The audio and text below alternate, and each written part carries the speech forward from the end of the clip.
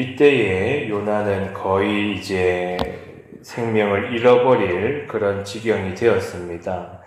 자, 그때 요나가 지금 이렇게 고백하는 것이죠. 정말 자신의 힘으로 아무것도 할 수 없는 그 상황에서 이제서야 기도를 하는 그런 부분이 있지만, 그래도 이때 요나의 기도는 진실해 보입니다. 이렇게 기도합니다. 내 영혼이 내 속에서 피곤할 때에 내가 여호와를 생각하였더니 라고 말하죠. 이 요나는 하나님의 뜻을 피해가지고 니느웨로 가지 않고 다시스로 향했고 하나님께로부터 멀어지려 했는데, 그러나 이제 자신의 힘이 모두 사라진 그 자리에서 다시 하나님을 이제 바라보게 되는 겁니다. 그래서 요나의 기도가 또 이렇게 이어져요. 내 기도가 주께 이르러 싸우며 주의 성전에 미쳤나이다.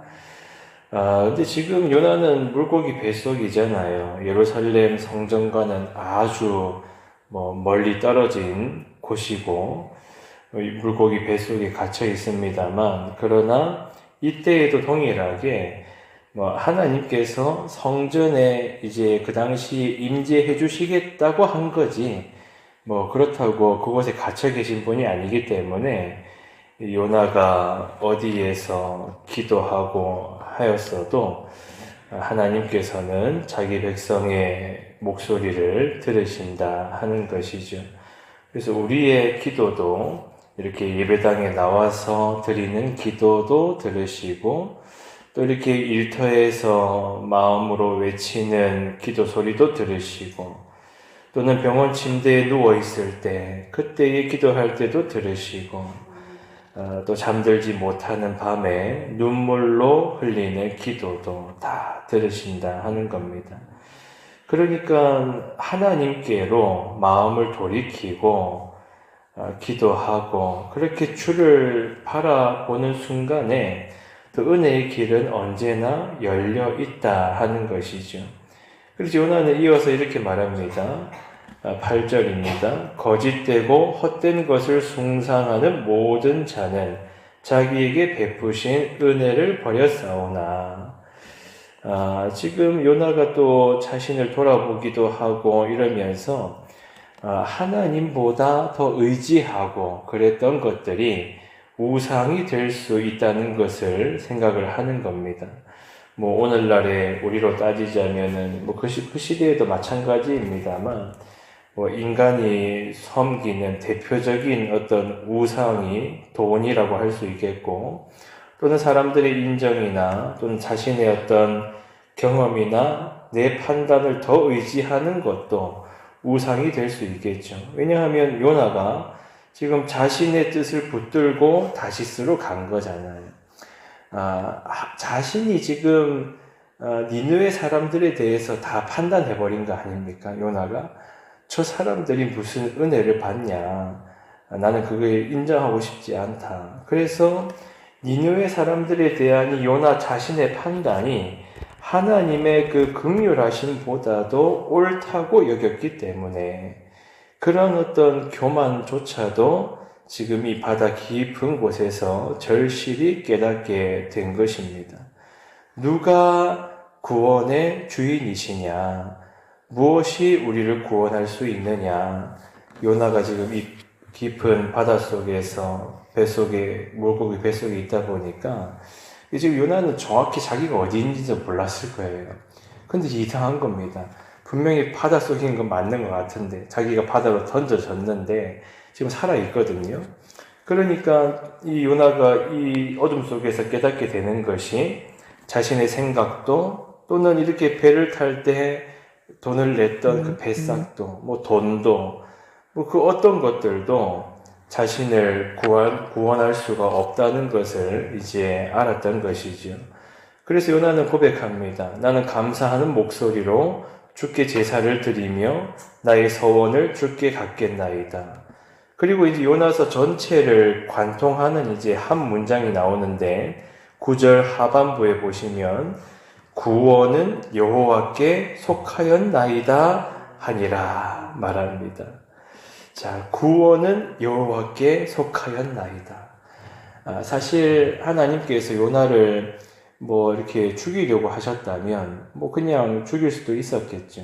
고도 가실 수도 있었을 겁니다. 그런데 하나님께서는 계속해서 이 불순종했던 요나에게도 계속해서 사명을 맡기실 참이었습니다.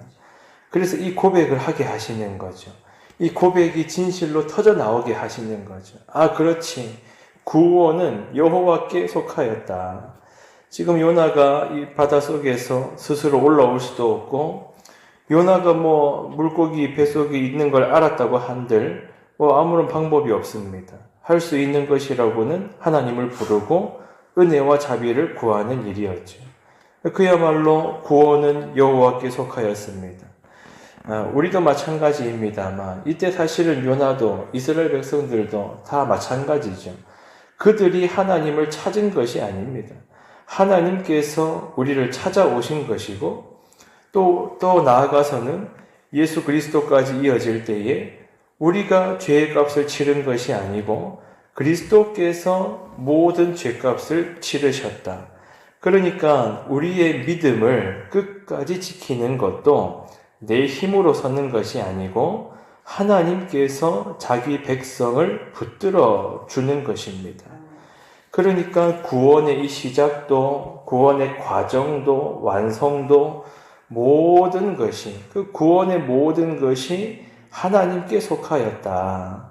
자, 이 고백이 우리에게 평안을 주는 것입니다. 왜냐하면 내가 모든 걸 해결해야 된다는 그 무거운 짐을 내려놓을 수 있는 것이고, 또 우리가 이제 누군가를 바라볼 때에도 내가 사랑하는 사람의 변화, 구원에 관한 것, 이런 것들도 하나님께 맡길 수 있는 것이고, 모든 것을 주님의 손에 올려드릴 수가 있다 하는 것이죠. 자, 그리고 이제 요나가 이 고백을 진실로 하게 되면서 말하자면 이 좁은 시야가 넓어지고 좁은 마음이 넓어지는 겁니다. 구원이 여호와께 속하였다면 누구를 구원할지 결정하는 분도 하나님이시다. 그래서 요나가 자기를 돌아볼 때에 요나는 자신은 구원받기를 원하고 그랬지만은 니느웨 사람들의 구원은 원하지 않았습니다. 그러나 하나님의 은혜라고 하는 것은 요나 자신의 판단보다 훨씬 더 넓은 것이구나. 자, 그러면 생각해 보세요. 구원은 여호와께 속하였다. 이런 진실한 고백이 우리에게도 있다면 이 요나가 지금 처음부터 왜 이 지경이 되었습니까? 자기가 다 판단해버린 거잖아요. 하나님을 알기는 아는데 하나님 저 사람들은 은혜 받을 자격이 없습니다.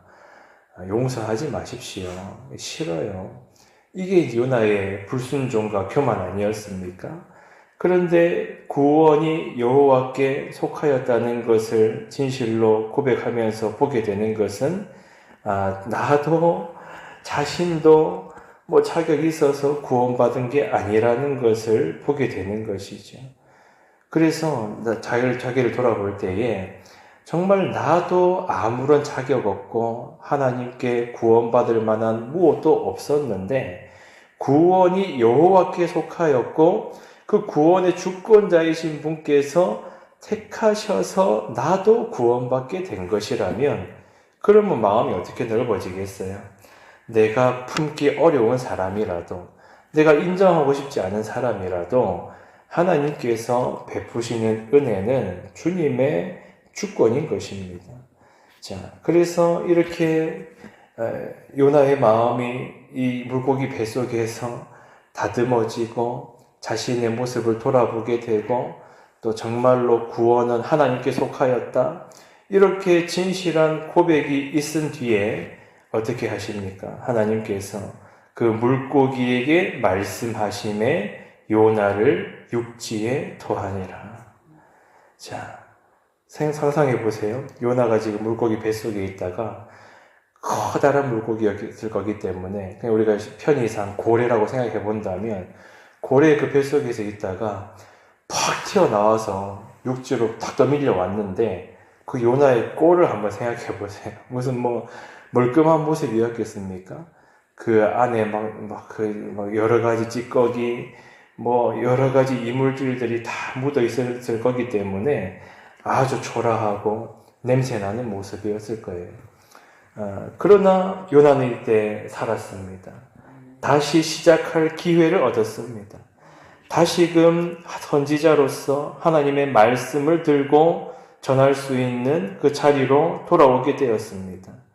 자, 보세요. 하나님의 은혜라고 하는 것은 늘 이렇게 우리가 원하는 모양으로 오는 것이 아니고 언제나 우리를 멋있어 보이게 하는 그런 방식으로 오는 것이 아니고 내가 빛나는 줄 알고 취했던 교만을 꺾으심으로 은혜를 베푸시기도 하고 또 이때 요나처럼 자신의 경험과 판단이 다 옳은 것처럼 생각하는 그 교만과 아집을 또 꺾으시는 은혜로 찾아오기도 합니다.